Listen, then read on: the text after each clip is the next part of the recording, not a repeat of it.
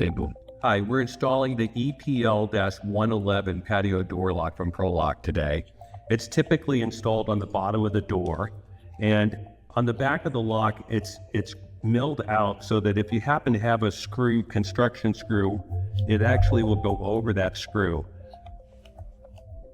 Decide where you want it, mark your screw holes, and once you have your screw hole set, then you also have your bolt.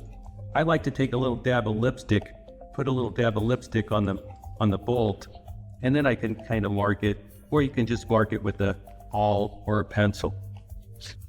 Drill your bolt hole, drill your 2 screw holes, and you're good to go. Okay, now that you have the lock installed in the closed position, it's locked.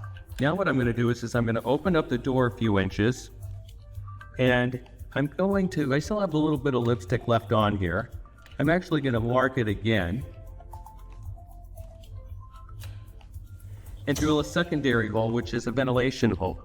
Okay, so after you've drilled the second hole, you can actually now open up the door a few inches and lock it in this position here. This way, you've got a few inches for ventilation to come in, but someone can't just come and open the door